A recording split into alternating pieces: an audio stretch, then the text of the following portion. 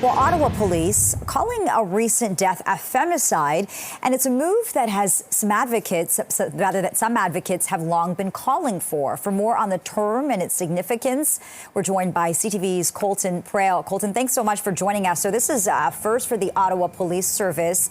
This case does involve intimate partner violence. What can you tell us?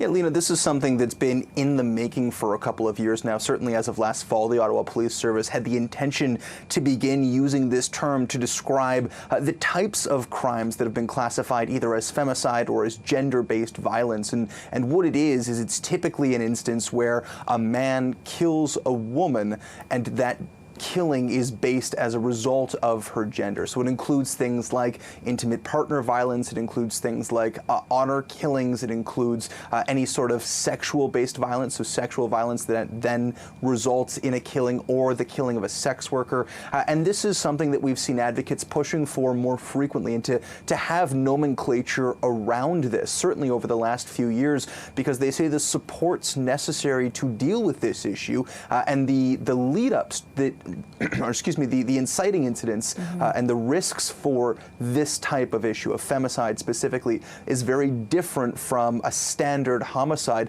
And so yesterday, the Ottawa Police putting out this press release and using it for the first time very intentionally. And you can hear from the Deputy Chief, Trish Ferguson, as to why in this case they thought it was the right word to use. Femicide is a term that the Ottawa Police adopted in the fall of 2023, and this is the first case that we are using to describe this murder.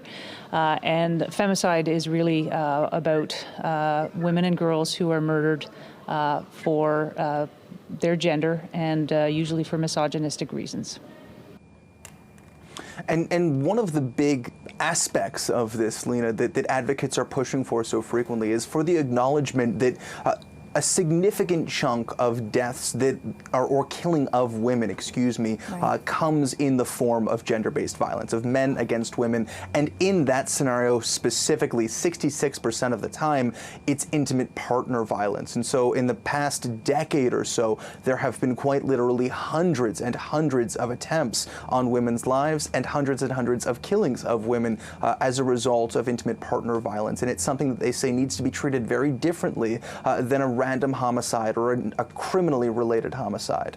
Right, that nuance matters. And Colton, we've been hearing from women's rights advocates, as you say, who've also been calling on politicians to prioritize this issue, and they say terminology matters. So with that, let me ask you, could this set the path for other jurisdictions to follow suit?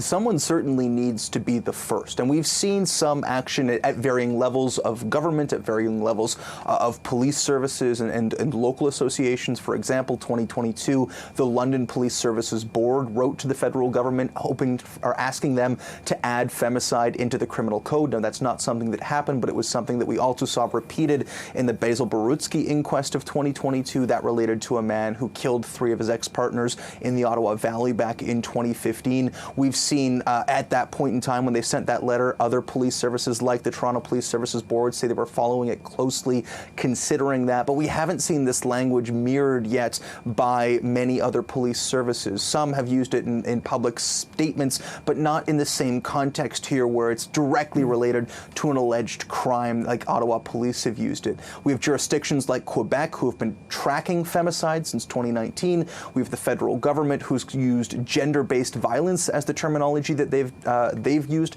They called that an epidemic in 2023, but it varies ever so slightly from femicide. There are certain examples of misogynistic killings that may not capture, for example, that the term femicide does. And so there has been movement on this file, certainly in the adoption of this issue, but it's not quite as far. It's certainly not widespread right now. The Toronto Police Service, for example, I emailed them this morning asking them if they could say they use it with frequency, and if not, why not? And we're still waiting for a response from them several hours later as far as the verbiage here. And so it's certainly something that's not widespread across Canadian police forces yet. Right, a move that could spark a wider discussion, though. CTV's Colton Praill, appreciate your reporting on this. Thanks so much.